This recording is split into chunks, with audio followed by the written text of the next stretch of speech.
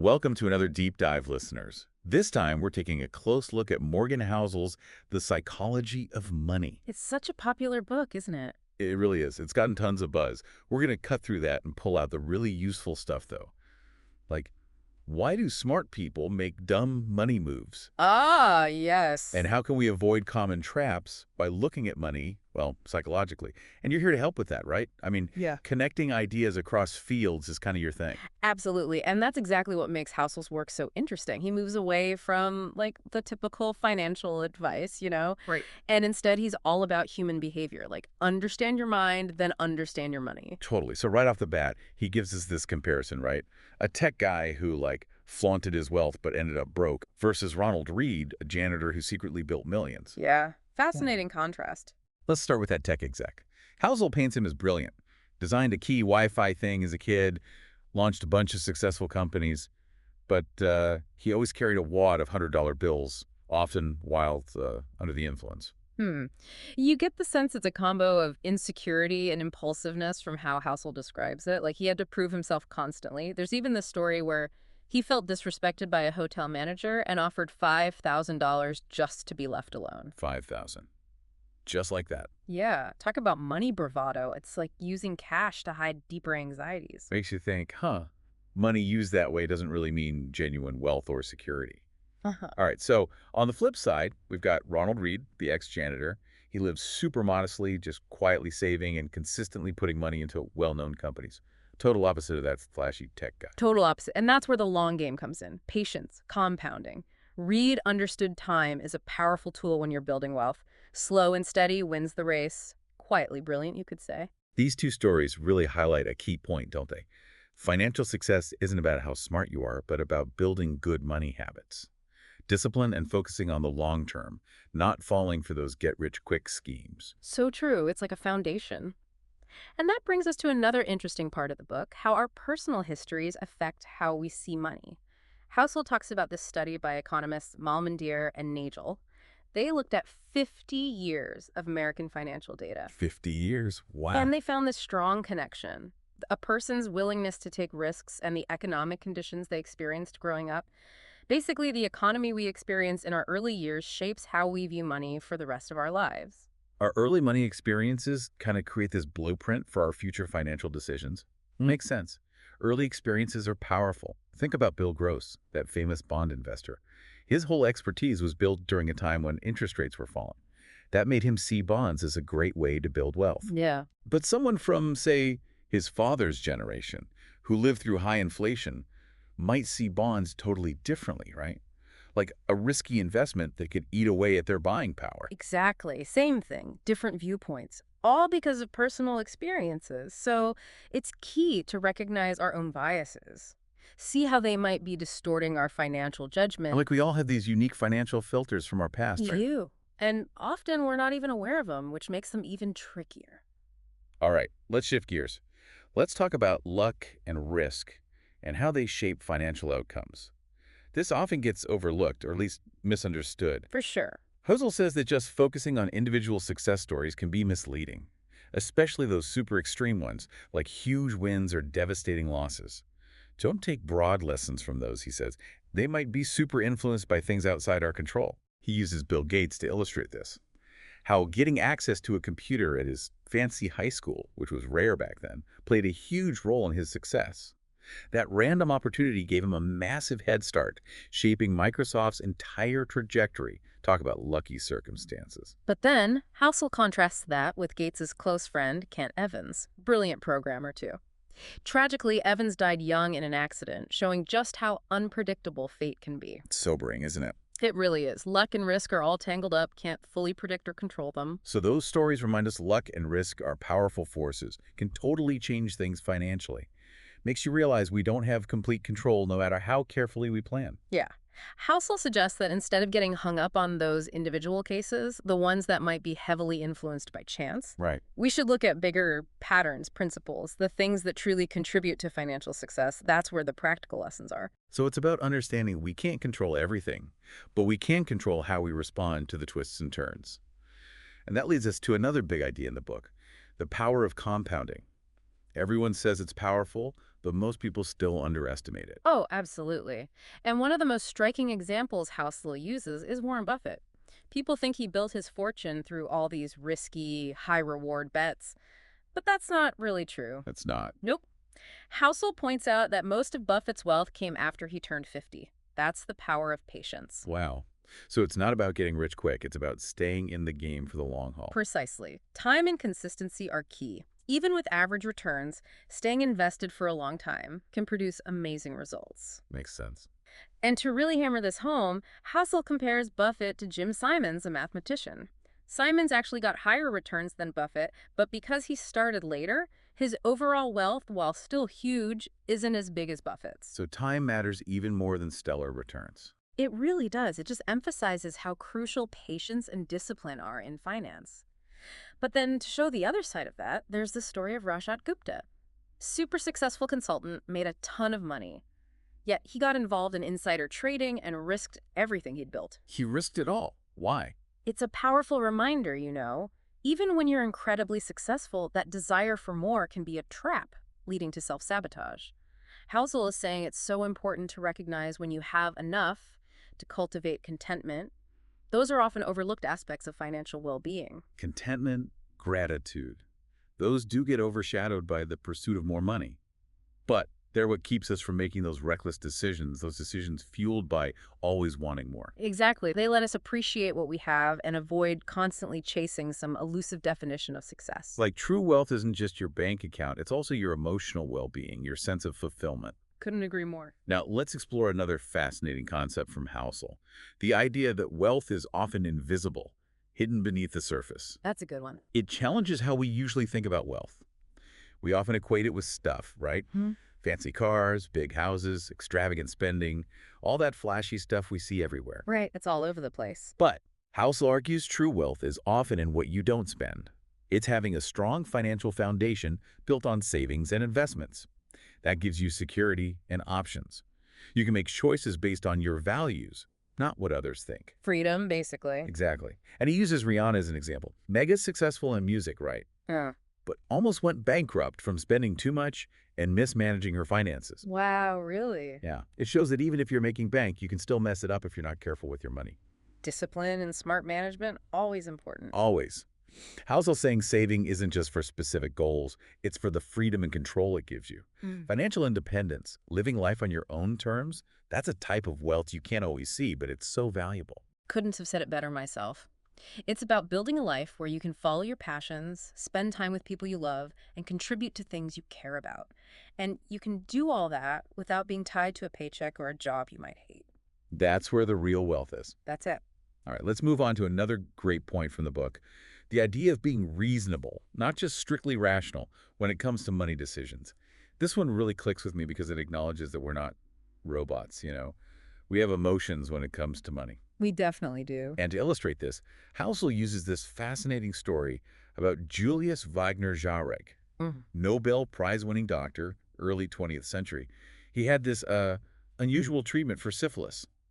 He'd give patients malaria to induce fevers. Wait, he gave them malaria on purpose? Yeah, I know. Sounds counterintuitive, even risky. It does. But Wagner Jarek knew that fevers, while scary, actually help stimulate the immune system. And get this, his method worked. Of course, penicillin replaced it later, but still. Interesting. But how does that tie back to money decisions? Well, the point is that sometimes the best solutions aren't the obvious or purely rational ones. Housel argues that being super strict with only rational financial strategies can actually backfire. Backfire? Yeah, because it ignores how we actually interact with money, emotionally and behaviorally. Ah, I see. Take Harry Markowitz, the guy who came up with modern portfolio theory. He built all these complex mathematical models for optimizing investments. But guess what he did for his own retirement? What? A simple 50-50 stock bond split. It's so simple. Right. And that highlights this important point. Sticking to a good enough plan that works with our emotions is usually better than chasing the perfect plan. Because when things get tough or emotions run high, we're more likely to abandon the complex plans. Makes sense. It's a reminder that we got to factor in our own limitations and habits when making financial plans. Consistency and discipline, even with an imperfect plan, often beat out random brilliance with a complex plan that's too hard to maintain. Absolutely. Okay, ready to dig into more of Housel's wisdom? Bring it on. Let's talk about why relying only on past financial trends to predict the future can be a problem. Housel calls this the historians as prophets fallacy. We like to think what worked before will keep working, but finance is always changing, right? It's tempting to look to the past, for sure, especially with all the uncertainty in the markets. Mhm. But like you said, finance never stands still. Exactly. Innovation happens, things shift in ways we can't predict. Those historical patterns, they can't guarantee future success.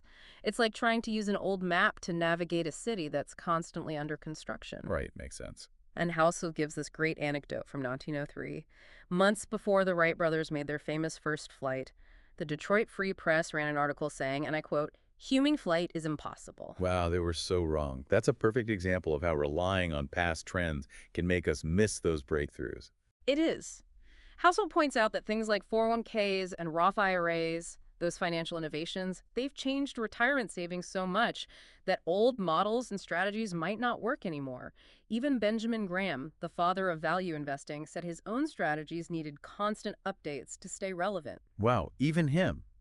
It just goes to show how important it is to be flexible with our finances, to adapt and be open to new ideas.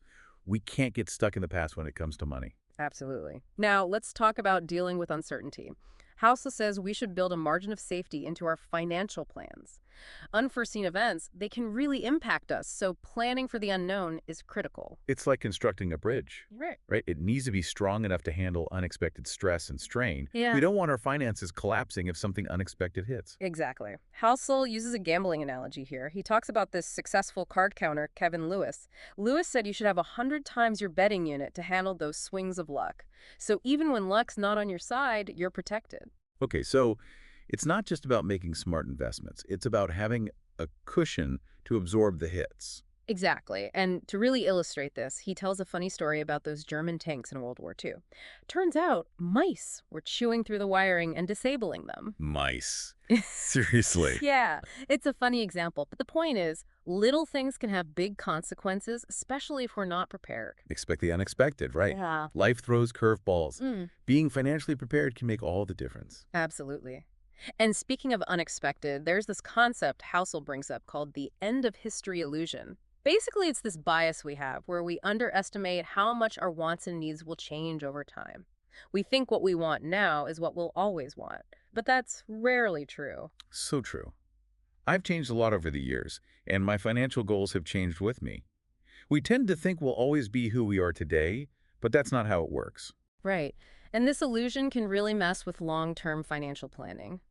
If we make decisions based only on who we are now, we might miss what our future selves will need and want. It's like packing for a trip and forgetting to pack for all the different places and weather you might encounter. So how do we deal with that? How do we overcome this illusion and make better choices for our future selves? Predicting the future is hard enough as it is. Housel says we need to build flexibility into our finances. Be ready to adapt. Don't get stuck with a rigid plan. Think about diversifying your investments, having multiple income streams, and keeping a healthy emergency fund. Be ready to pivot. Sounds like a smart approach. A mix of prudence and being open to new opportunities and ready to adjust. It is. Okay, let's talk about something we hear a lot about in finance. Yeah. Pessimism. Ah, yes. Housel tackles this head on. He says it's important to recognize potential risks, but being too pessimistic can cloud our judgment and make us make bad financial choices. Too much negativity, it's like wearing blinders, you miss opportunities and stifle growth. It's like that quote, you miss the 100% of the shots you don't take. If we're always worried about what could go wrong, we'll never take risks that might lead to big rewards. Exactly. He gives this example from the 2008 financial crisis, a Wall Street Journal article that predicted the collapse of the United States. Imagine reading that during such a chaotic time. I can see how fear and pessimism would take over. Right. It's easy to feel overwhelmed, but giving in to that despair can paralyze us. We might do nothing, or worse, make impulsive decisions out of panic. Makes sense. And to contrast that negativity, Housel talks about Japan after World War II. They were devastated, but they bounced back and became an economic powerhouse. It's a testament to human resilience and how optimism can fuel progress even when things seem impossible. So even after facing huge setbacks, we can rebuild and reinvent ourselves. Hope and resilience are powerful forces. Absolutely. Housel's point is that pessimism gets more attention because it seems smarter, more realistic. But a truly balanced view, one that sees both risks and opportunities, that's what you need to navigate the financial world. It's about finding that balance, assessing risks carefully, but believing in our ability to overcome challenges and come out stronger. That's it. Okay, for our final point, let's talk about understanding what financial game you're playing. This really stuck with me because it shows how differently people approach money. Their goals, their mindsets, they can be totally different. It's a great analogy. We lump everything into investing as if everyone has the same goals and timelines. But Housel says people have different financial objectives, different time horizons. A one-size-fits-all approach just won't work. It's like trying to play a game without knowing the rules or what you're trying to achieve. We need to tailor our financial strategies to our individual goals and how much risk we're comfortable with. What works for a seasoned investor won't work for someone focused on short-term gains or protecting their capital. Right. And he uses the dot-com bubble as an example. Back in 1999, during that crazy time, the average investor held on to mutual funds for less than a year. Looking back, a lot of people knew those dot-com valuations were inflated, unsustainable. But they still got caught up in it. They got swept up in the hype, the fear of missing out.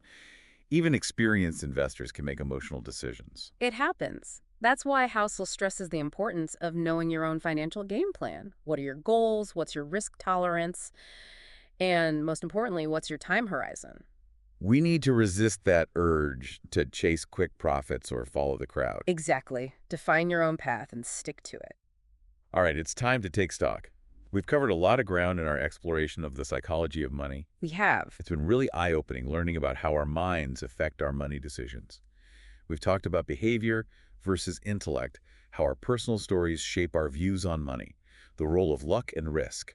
The amazing power of compounding and the trap of thinking wealth is all about what we see. Lots to think about. What else stood out to you? It really has been. We've uncovered so much about how our minds work when it comes to money. Like, we explored how behavior is more important than just being smart, and how our personal stories shape our whole outlook on finance. Plus, we talked about the role of chance, the magic of compounding, and that trap of thinking wealth is all about showing off. Right. But one thing that really hit home for me was this idea. Saving money isn't just about stacking cash.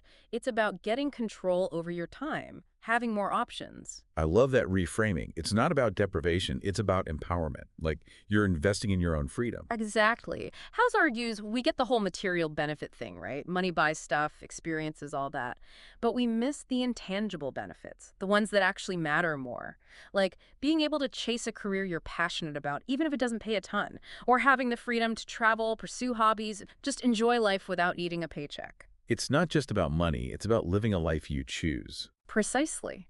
And that control over your time, that's a huge return on your investment, even if it's not obvious at first. Yeah. It gives you the strength to handle curveballs, job loss, health issues, whatever life throws at you without making desperate choices. Like a safety net, a financial fortress. Exactly. And then there's that whole section about how we get wealth wrong, like how our perceptions are warped by what we see, not the actual assets. Wealth is what you don't see. That's a powerful statement. It is. We're constantly bombarded with images of luxury and spending, Yeah. and we start thinking that's what wealth is. Right. But Housel forces us to look deeper. Real wealth is often about what you choose not to spend. It's about having that solid base, savings, investments, a long-term view.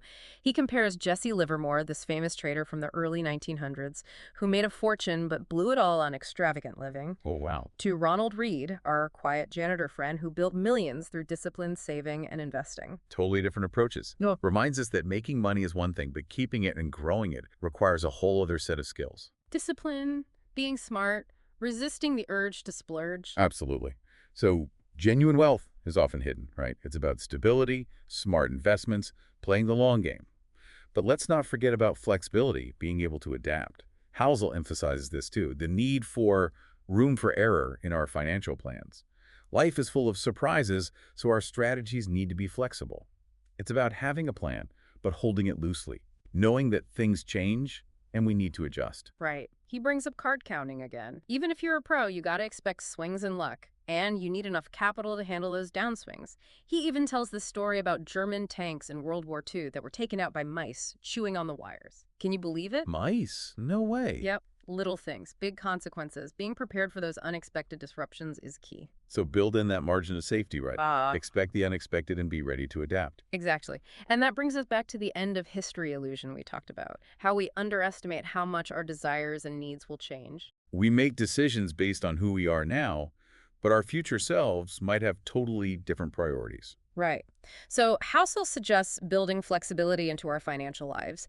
Diversify investments, have multiple income streams, keep that emergency fund strong. Be ready to pivot when things change. Adaptability and resilience are essential in finance and in life. Absolutely.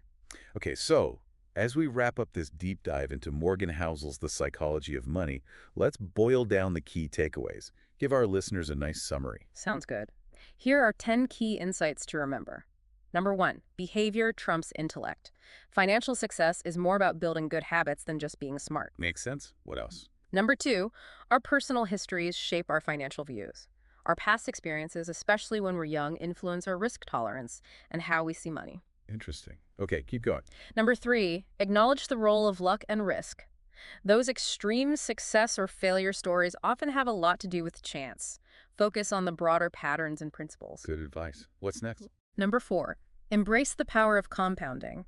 Time is your best friend when it comes to building wealth. Start early, stay invested, be patient. Time and patience. Got it. What else? Number 5, recognize enough.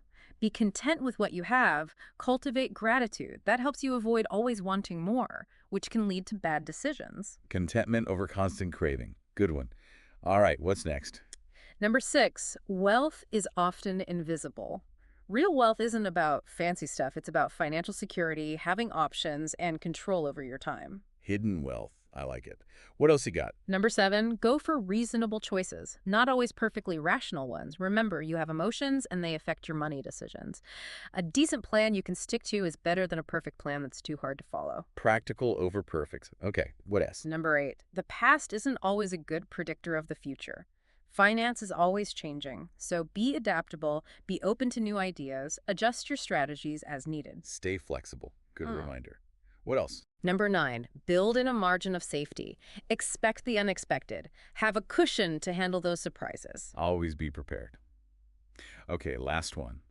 Number 10, know what game you're playing. Define your goals, your risk tolerance, your time horizon. Don't get caught up in what other people are doing. Play your own game. Love it. Well, those are some powerful takeaways. Really makes you think about your own relationship with money. It does. So to our listeners, we encourage you to reflect on your own financial journey. Think about those decisions you're most proud of, the lessons you've learned along the way. What have you discovered about how you interact with money? It's all about self-awareness. Right, exactly. Understanding your own financial psychology can help you make better, more fulfilling decisions. Decisions that align with your values and goals. Well said. Thanks for joining us on this deep dive into the psychology of money. My pleasure. We'll be back with more fascinating topics in future episodes. Thanks for listening, everyone.